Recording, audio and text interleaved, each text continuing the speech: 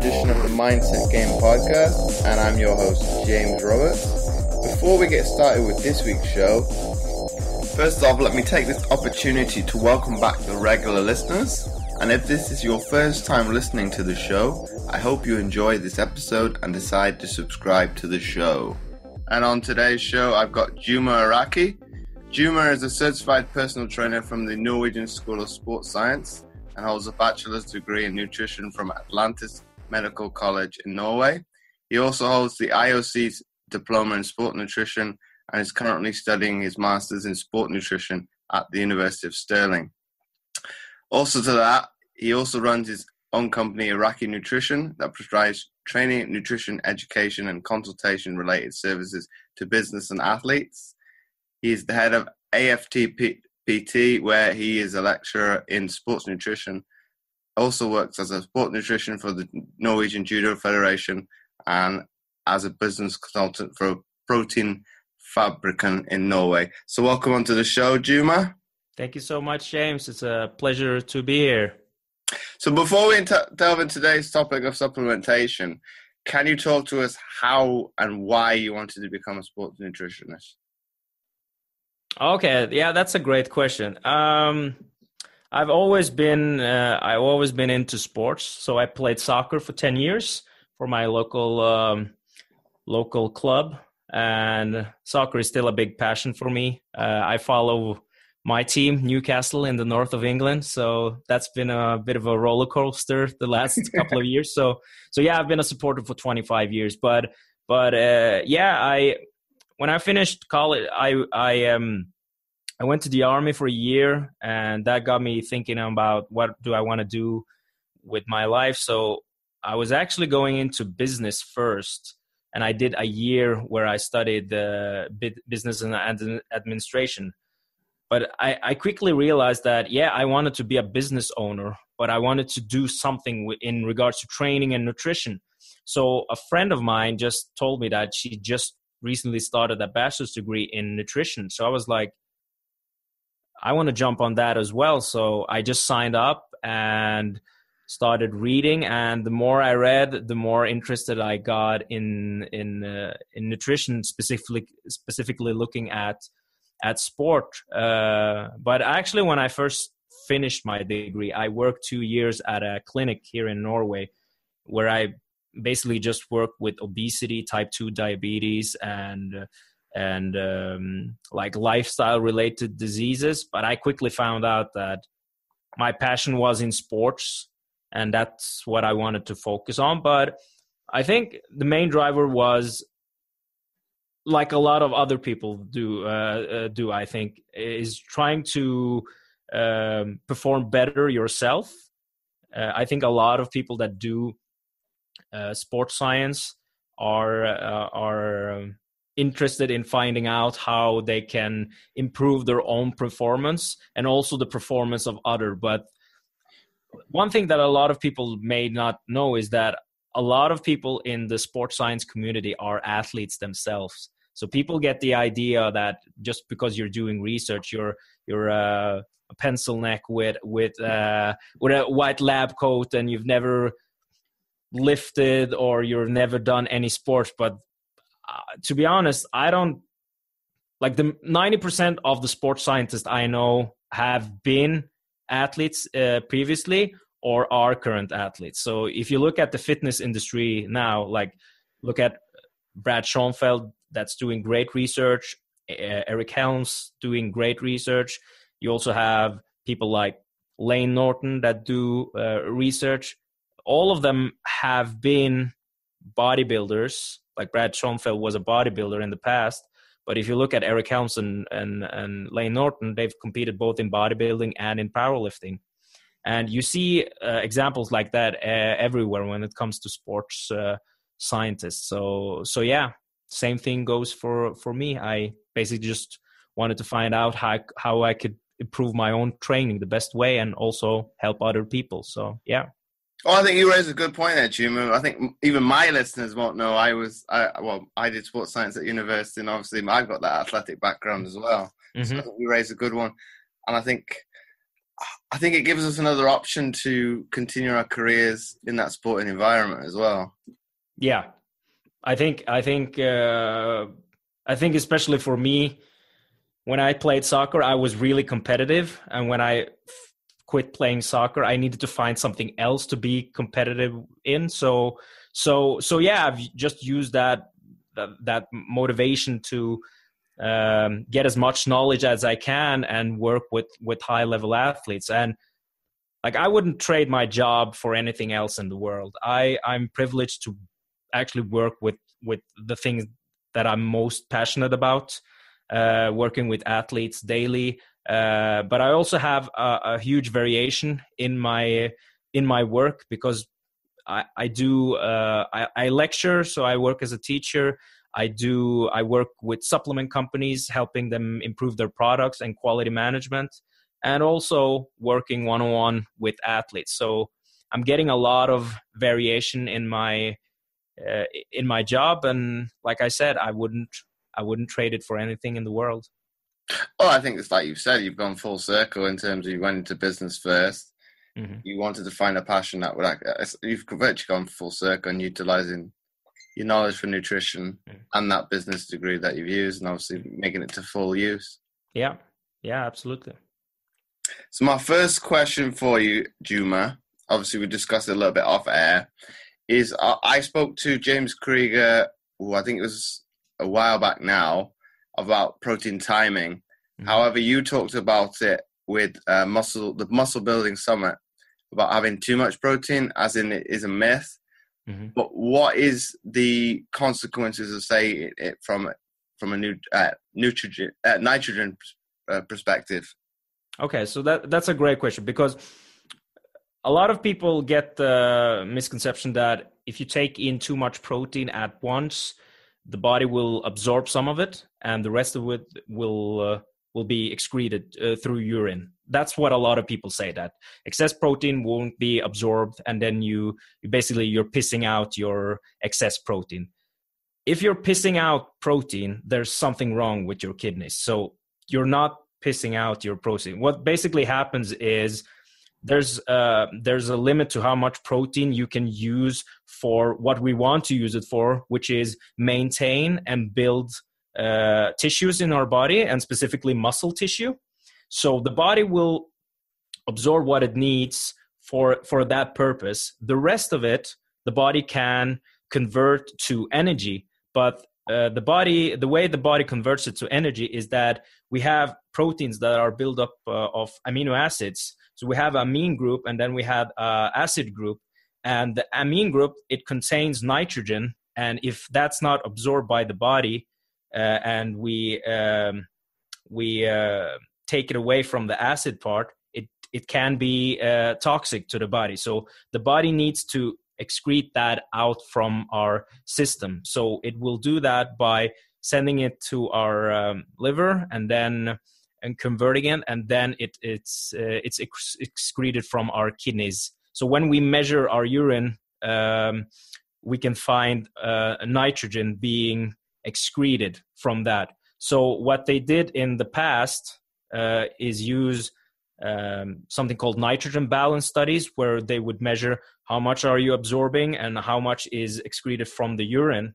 And if they were the same, you would be in an energy balance. If you were taking up more than you were excreting, that would mean that you were in a positive nitrogen balance. And that's what you need to build muscle, to be in a positive balance. If you're excreting more than you're taking up, absorbing, that means that you're in a negative balance, and that the body is basically breaking more protein down than it's building up.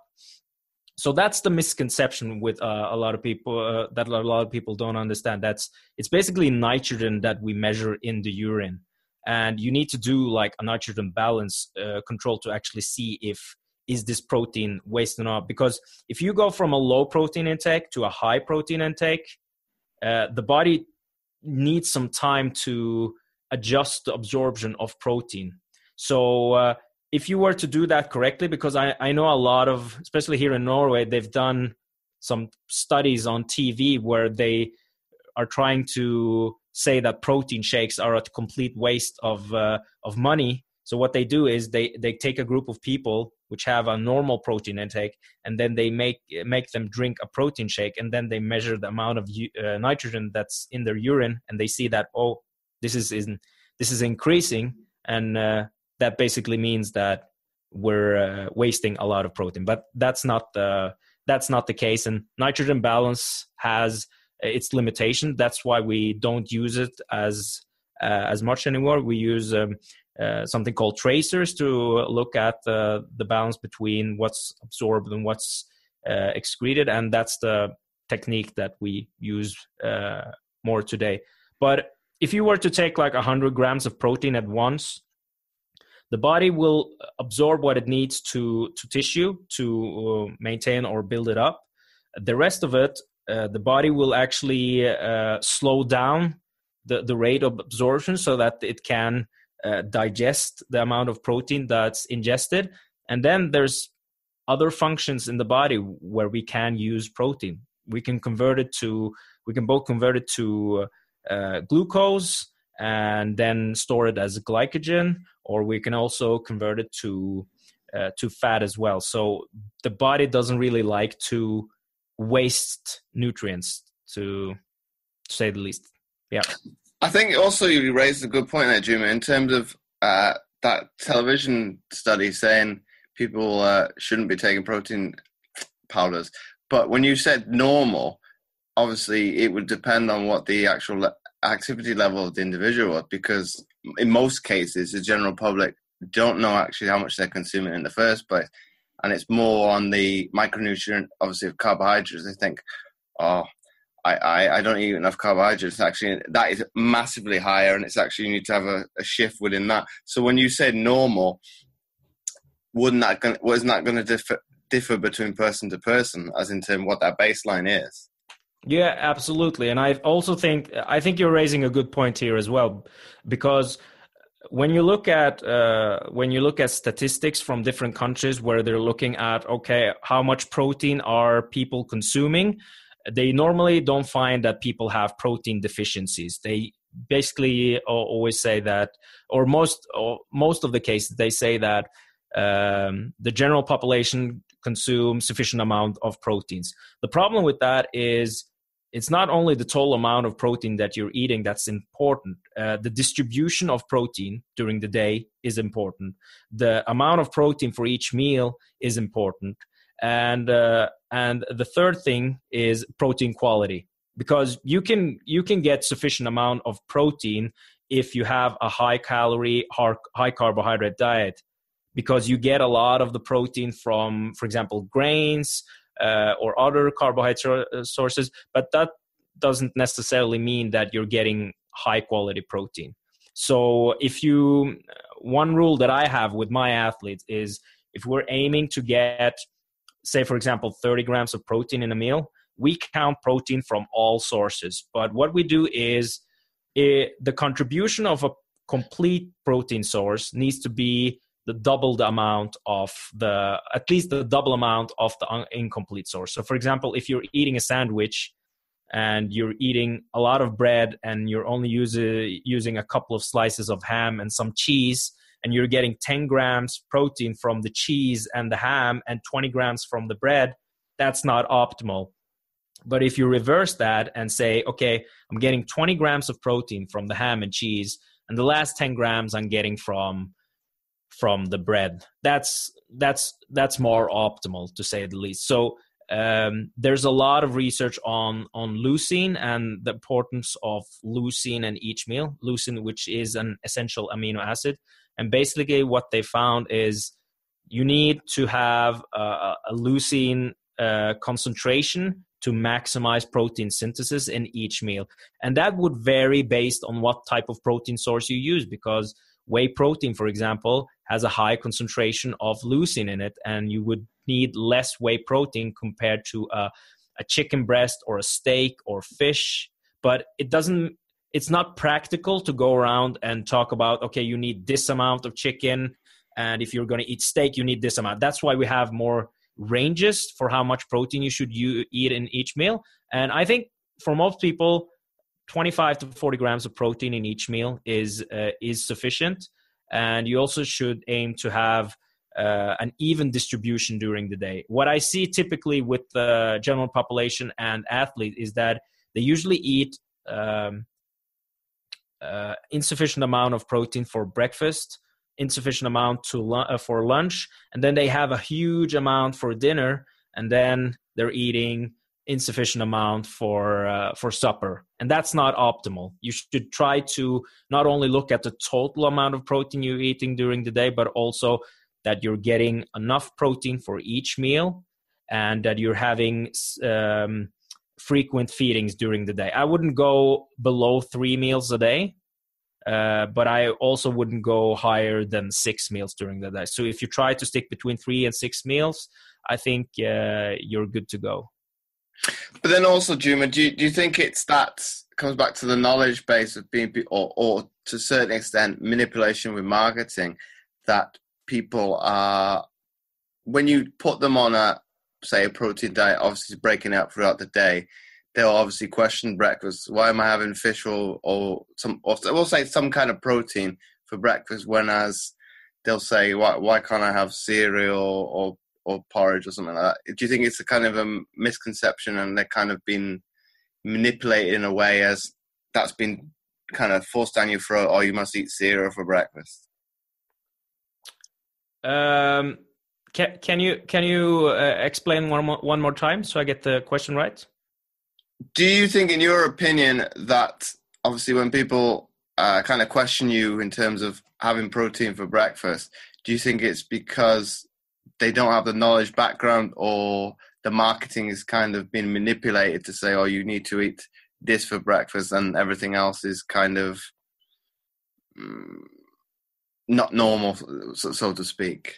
Yeah, okay. I get what you're asking. Yeah, because I think we have meals that we typically define as breakfast meals, and I know a lot of people when you try to get them to eat more proteins, they get this reaction that why do I need to eat more proteins? I don't have any goals of being a bodybuilder, or I'm not a high competitive athlete and stuff like that. But like, if you were to look at all the populations we have now and see who actually could benefit from focusing a lot more on protein, it wouldn't be athletes. It actually would be elderly people, because we're really struggling with in a lot of countries with sarcopenia, which is the breakdown of muscle tissue. And if you lose a lot of muscle, you'll also lose a lot of functions in your body.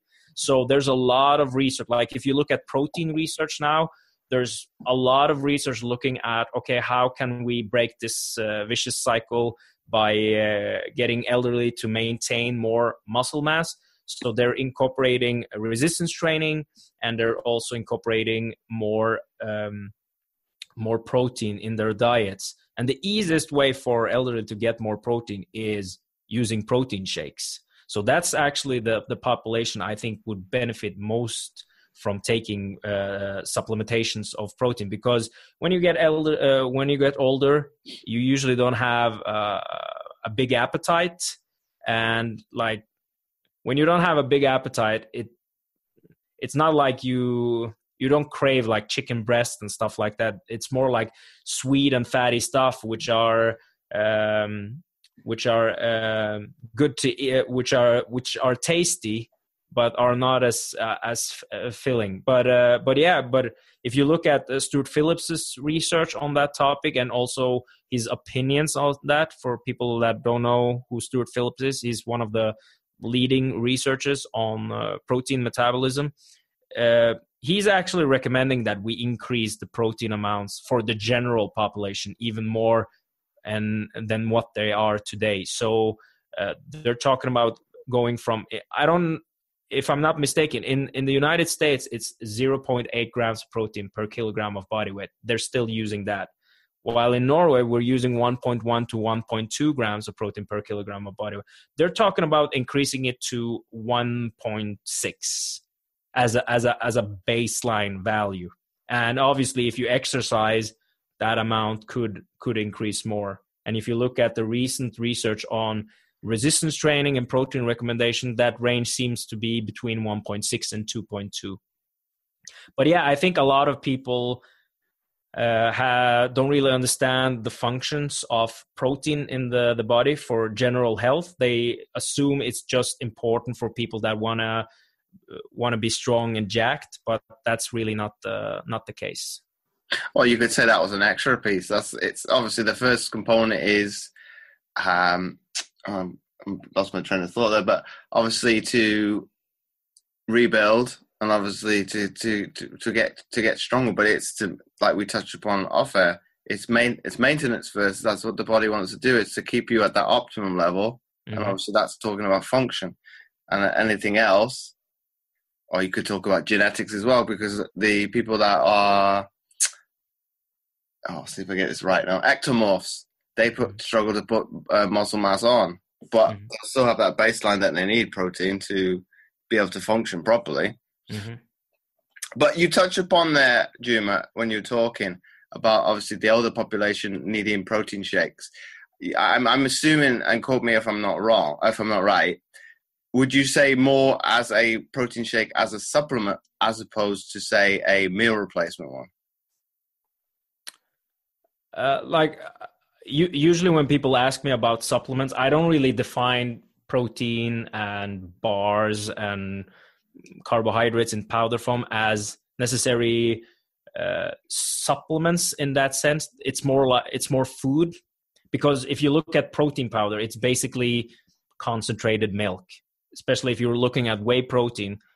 Whey protein used to be, or it still is, a liquid byproduct from when we make cheese, and we used to throw that away and didn't use it for anything. We used to feed it to the pigs, and then some people found out that, you know what, there's a lot of nutrients and bioavailability in the whey protein. So, but the challenge is that in the liquid form, it doesn't really taste that good. And also, when we make cheese, the lactose will follow the whey and not the casein that we use to make the white cheese of. So you need to filtrate it to remove as much fat and lactose. And there's different techniques to use it. If you filtrate it once, you'll get a concentrate, but there's other filtering methods that you can use to get a more pure protein powder, where you're basically it's basically just protein and minimal amount of fat and carbohydrates and lactose, which we call isolate proteins. And there's also a version where you hydrolyze the isolate and you get whey protein hydrolyzed. So that basically just makes it easier for the body to absorb.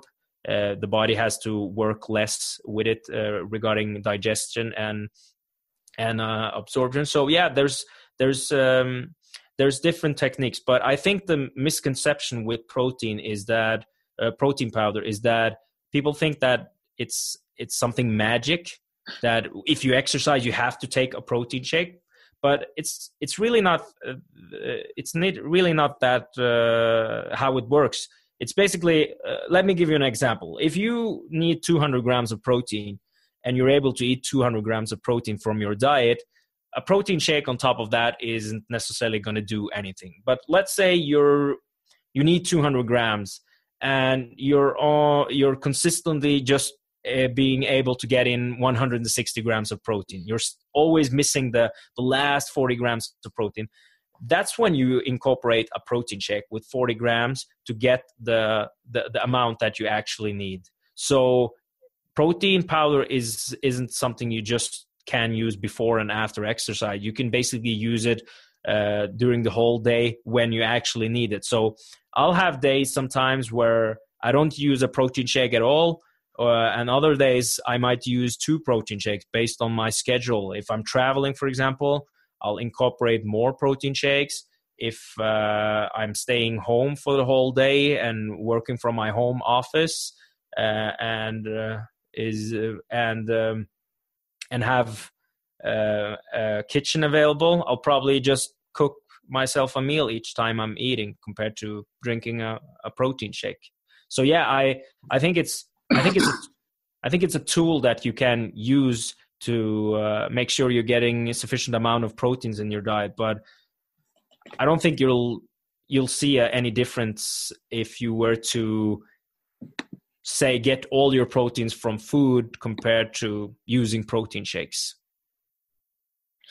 But what would be your argument for somebody that says, "Oh, I can get all my protein from obviously natural food, as opposed to incorporating, as you said, whey protein within the diet as well"? Like if you can get all your proteins from your diet, that's great. But again, you don't really have to use protein powder. But most people find it convenient to have protein powders during the day because they don't really want to eat 4, 5, 6 meals, and they might prefer to have some meals in a liquid shake. But you don't really have to use protein powder. If you, for example, like females that weigh 50 kilograms, for example, and let's say they need roughly about double their body weight in protein, so about 100 grams. 100 grams of protein is pretty easy to get in your diet. So in those scenarios, I don't think you necessarily need a protein shake. But if you're starting to weigh 100 kilograms and above that, we're talking about much more protein. So one thing is the amount of protein that you need. Another thing is to also consider is the cost of buying whole food compared to protein powder, because in some cases it's actually cheaper to use a protein shake to get some of your proteins compared to buying whole foods. But there, like I said, there's no magic in it. It's just it can save you some money. It's convenient and it's practical to have when you're traveling, for example, and don't have a lot of access to high protein foods. And if I move on to my next question, Juma, I've also spoken to Mario Tomic in the past. He talks about using vitamin C and omega-3 for supplementing his nutritional needs. However, I would go a step further and recommend vitamin D, obviously this time of the year now, to my clients. What would be your take on why we should use vitamin C and omega-3 and possibly omit some of the other supplements? Okay, so that's a good question. I agree with you that vitamin D is probably something that a lot of people should supplement with, because of all the vitamins that we have, vitamin D is by far the hardest to get sufficient amount from. So especially if you're living in, like I live in Norway, in Scandinavia, we don't really have a lot of months during the year where we can get sufficient amount of vitamin D from the sun. So we have a rule in Norway that you should focus more on your vitamin D consumption from your diet in all the months that doesn't have the letter R in them. So basically in Norway, we're stuck with May, June, July, and August. Those are the 4 months where we're able to produce enough vitamin D from sunlight. The rest of the year, we have to incorporate fatty fish, take cod oil, eat whole eggs, and we have some dairy products here in Norway where they add vitamin D. But if you look at the amount for milk with vitamin D in Norway, you have to drink about 2 liters of it to get the minimum amount, and even the minimum amount might not be enough. So what I recommend for all people is that before winter you should get some blood drawn to see how your values are, and if you're like borderline deficient, it's probably a good idea to take the vitamin D supplementation. But if you've been traveling during the summer and have been able to fill up your vitamin D stores, you don't really have to take a high dosage, but you can maybe get away with a small maintenance dose during the winter. But yeah, vitamin D is something I absolutely would supplement with. when it comes to omega-3, like if you can eat fatty fish at least 3 times a week, my opinion is that that's sufficient amount of omega-3, as long as you're getting it from a high quality source, because the omega-3 content in fatty fish can vary a lot based on what type of fish it is. So my general recommendation is to get in 2 to 3 grams of EPA and DHA per day. So for most people, it's easier to have a combination of supplementation and eating some fatty fish during the week. But don't look at the omega-3 content. A lot of people look at how much fish oil there are in their capsules, or how much omega-3. You have to look at the ratio between EPA and DHA, and combined they should be between 2 and 3 grams. So if you're taking a low concentrated omega-3 supplement, you might have to take several capsules during the day. So my recommendation is, if you're using supplements, try to find a high concentrated version, so you can get away with maybe 4 to 6 capsules a day based on the amounts that are in them. When it comes to vitamin C, I don't necessarily agree with using that as supplementation every day, because there actually is some research from Norway, and it's 4 studies. A researcher called Göran Paulsen has done a lot of these studies. They basically look at what effect vitamin C and vitamin E supplementation has on both endurance and resistance training. So in all their studies, they've used a gram of vitamin C and 235 milligrams of vitamin E, which is a big dose of vitamin E, but not a big dose of vitamin C. A lot of people use a gram a day on a regular basis. But the reason why a lot of people use antioxidants is when you train, you produce free radicals. You also do that when you eat, and basically everything you do, you produce some free radicals. But especially when it comes to training, the theory has been that since when you exercise, you produce more free radicals, it might be a good idea to use antioxidants for that reason. But what they actually found in all these papers, all these studies, was that training adaptations are worse when you're taking high doses of antioxidants. So in the resistance training studies, they found that the participant didn't really gain as much muscle mass, and they didn't get as strong. That's one thing. And they're looking also at the cellular level. And what they found on the endurance studies was that when you do endurance exercise, the training adaptation, some of the training adaptations that you want are mitochondrial biogenesis, and they actually saw that was decreased when you took high amounts of vitamin C and vitamin E. So I don't really recommend those supplements for my athletes on a regular basis. I don't like to use those things chronically for these reasons and based on these studies. But I can see where it might be beneficial to maybe supplement with some antioxidant. For example, what we do is we'll use antioxidants and other things to aid our recovery during competition, where we have several days where the athletes are competing. So in competition, we might use some antioxidants, but in our training, we won't use that because of these reasons. So acute intake can have its place, but I wouldn't use a chronic intake of antioxidants in supplementation form. And just to get it on the record, we're talking about supplementing antioxidant. There's still a lot of benefits to getting antioxidants from your diet, but you won't necessarily. I think it has something to do.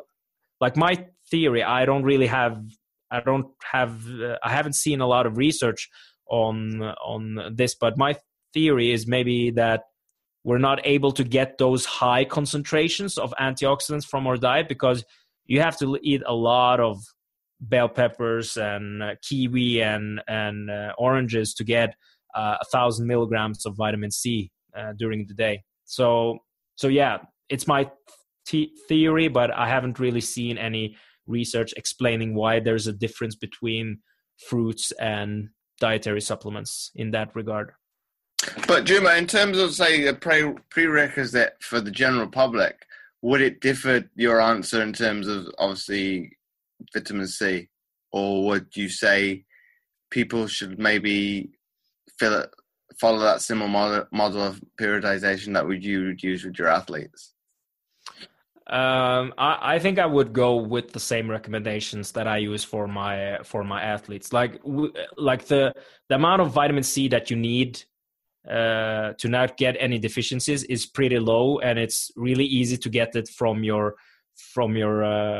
diet. But yeah, like I said, I would just stick with basic recommendation. I know a lot of people use vitamin C to when they get a cold and to aid with recovery, but I haven't really seen any research that are convincing in regards that vitamin C in high amounts helps when you're sick. Well, that probably moves nicely to our next question then. Is there any supplements out there that you think are overhyped but aren't necessarily actually going to help people achieve their goals? Okay, so that's a great question, because there's a lot of supplements on the market, and some of them have a substantial amount of research behind them showing that they have a lot of benefits. But there are also some supplements which are sold in like high quantities, but aren't necessarily going to give you a lot of benefits, to be honest. I think if I were to pick a supplement, it would be branched-chain amino acids, basically because you get a lot of BCAAs from your protein, dietary protein sources. You also get a lot of BCAAs if you're using protein powder. Like whey protein is like 20% BCAAs. So if you take 50 grams of whey protein, you're getting 10 grams of BCAAs.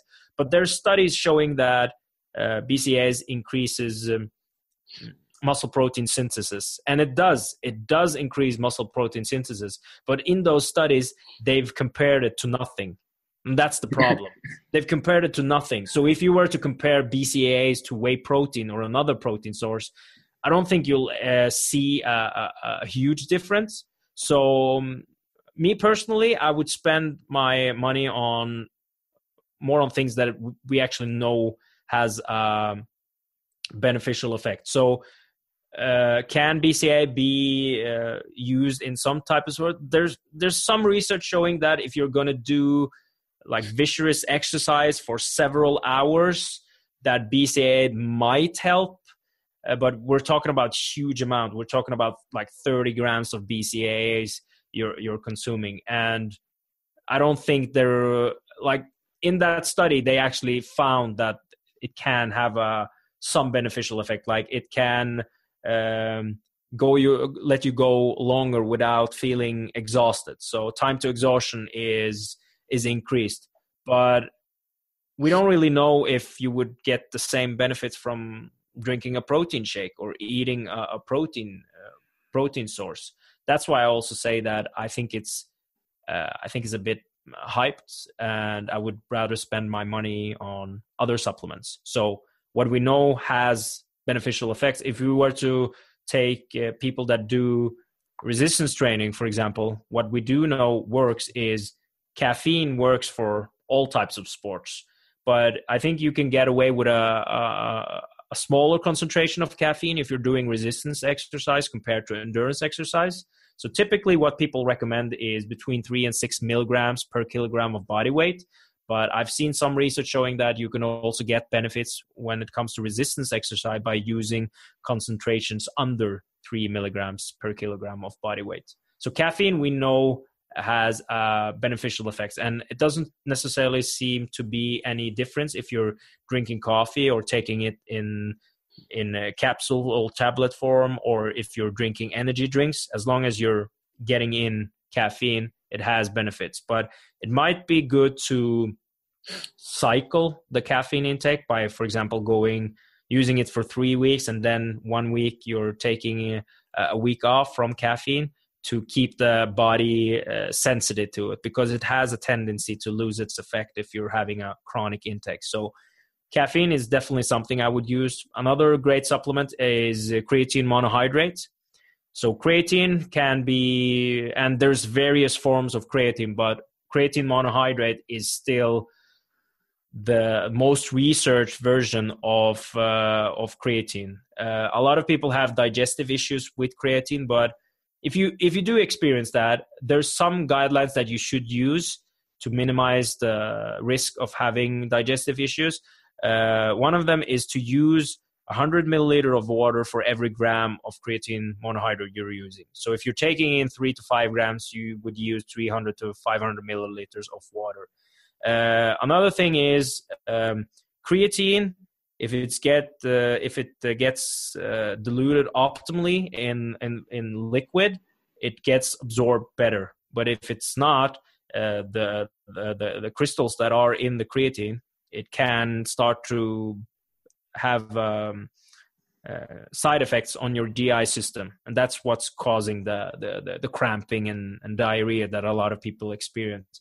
So if you use hot liquid, you would see that the creatine monohydrate dissolves easier in the hot liquid compared to cold liquid. And the first studies that came out on creatine several years ago, they actually used hot tea to consume the creatine monohydrate. And this is something I've tried with several athletes that struggled in the past to take creatine by using more water and also using hot liquid instead of cold liquid. And you can basically just do a test at home. If you take a glass with cold water and warm water and you dump in a scoop of creatine monohydrate in each and stir around, you will see that in the hot water, the creatine gets dissolved much easier compared to the cold water. So, but there's two ways you can use creatine, and creatine doesn't really have an acute effect.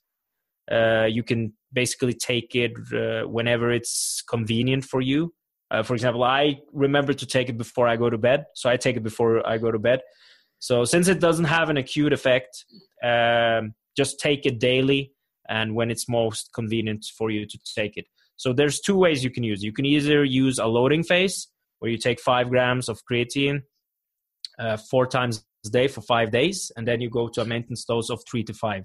But you can also just start with the maintenance dose of 3 to 5 grams and wait 3 to 4 weeks, and that will accumulate a lot of creatine phosphate in your muscles and will be actually the same if you were to do the loading phase. So it depends if you want to increase your stores fast or not. But in most cases, I would just take the maintenance dose because it's easier to just take it one time a day, and it reduces the risk of GI issues for a lot of people.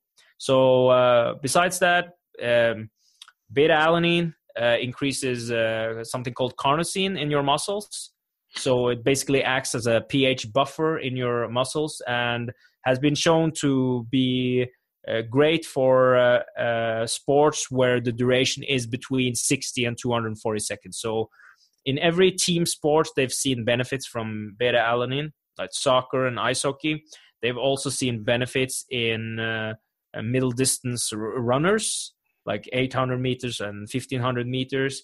But they've seen most of the benefits in combat sports like boxers and judo. They see that the punch frequency is improved, and also the punch force is improved in boxers. And when they do in these studies, they've done simulated fights and looked at the difference between beta-alanine and placebo, and they see a big difference between the two. So beta-alanine you have to take between 3 to 6 grams a day. And if you're doing resistance exercise, it doesn't really have a benefit unless your training involves short rest periods and high repetitions. So if you're doing typical CrossFit training, for example, it might have a benefit. But if you're doing like powerlifter training or weightlifting, I don't think you'll get any benefits from taking beta-alanine. And that's one thing that a lot of people need to understand, is that supplements are also sport specific. So some supplements can work, but you also have to look at which sport they can work. So for example, beta-alanine, if you're a powerlifter, that's a waste of money, to be honest. I wouldn't use that. But if you're a bodybuilder and you're or just lifting to increase muscle mass, if you're doing sets of 12 to 15 and above, it can have some benefits. But if you're doing combat sport, it's definitely a supplement you should take. And you might need to take it several times a day, because if you take it all at once, it can have a side effect. A lot of people will experience a flushing feeling where they start to itch and get red. And some people like it, other people don't. But this is a trick that a lot of supplement companies in the States use. They'll use a blend of ingredients, and they won't tell you what's in the product, because it's basically a blend of, it can be a blend where it says, let's call it, yeah, buddy, 20,000 milligram blend. And they have 40 ingredients in it, but they haven't specified how much of each, how much it contains of each ingredient. So what they do sometimes in those supplements is that they will use a high dose of caffeine and a high dose of beta-alanine, because those things you can feel on your body. But there's actually studies looking at the itching effect from beta-alanine. Does it have a performance-enhancing effect? And it doesn't. It's just a harmless side effect. And if you like it, cool. If you don't like it, just split up your doses. Either take, you can take 750 to 1,500 milligrams 4 times a day. Or you can, like, if you're lucky, you might be able to get away with 3 grams 2 times a day if you're taking the maximum dose. So if you're doing combat sports, you should aim for the highest dose, so 6 grams. And like creatine, beta-alanine doesn't really have acute effect, so it doesn't really matter when you take it. The last supplement that I would recommend is citrulline malate. Citrulline increases nitric oxide in our body, which can increase blood flow and increase the pumps when you're lifting weights. So they've seen some benefits of taking citrulline malate. And citrulline you have to take acutely before training. So caffeine and citrulline you need to take about 30 to 45 minutes before you work out, and you need a big dose of citrulline. You need about 6 to 8 grams taking before exercise to see the benefits. And a lot of pre-workouts today, they use citrulline malate, but they don't use enough amounts of it. And the reason is because citrulline is really acidic, and it has a tendency to ruin the flavors of a lot of products. So that's why a lot of supplements companies don't use high amounts of it. So, but yeah, they've seen, I think last year, there's a researcher called Glenn. I think he has two papers on citrulline, and there was 3 other more showing benefits for resistance exercise. So they saw increases in how many reps you could do, increases in weights. There was less muscle soreness after exercise, and it was improved recovery as well. So citrulline is definitely something I would recommend for people. And to be honest, for most people, that's where it stops for me. If you're into endurance exercise, there's other supplements that can be beneficial, like sodium bicarbonate, beetroot juice. There's other things that you can use. But if I were to select my preferred supplements, those 4 would be it, to be honest. And Juma, my last question for you before we wrap up the episode. If you had to summarize this entire show that we've done today into one sentence for people to take away, what would that be? Oh, that's a great question. Since the topic is supplementation, I would say if you're trying a new product, or you want to try a new product, get as much information as you can before starting to use it. And a great resource to use for that is a website called examine.com, examine.com. So examine.com does a lot of articles on their website, and they also summarize the research on a lot of ingredients. So you could, for example, type in creatine, and you could go, you can read everything. You can read the mechanism on how creatine works, how it's made, and you can also look at research that has been done and different claims for what creatine can do. So, for example, you can look at power output. You can look at increasing creatine content in muscle, increases in muscle mass, etc., etc. And for each one, you can see what's the confidence level, how robust is the research to show that this claim has strong evidence behind it. And you can also look specifically at the studies that they've looked at for the different topics. So this is a free website. So it's a great resource to use, and I highly recommend it to everyone.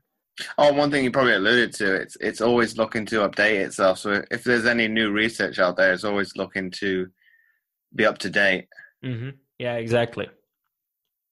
So, Juma, once again, thanks for coming on the Mindset Game podcast.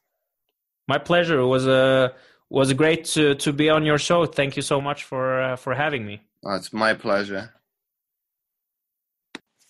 And before I forget, I would really appreciate it if you would be so kind as to leave a short written review, as it helps to get the podcast more notoriety, and it would be more visible in future to others, and thus helping more people, which my guests and I are all about. Once again, thanks for listening, and I'll catch you next time for another episode of the Mindset Game podcast.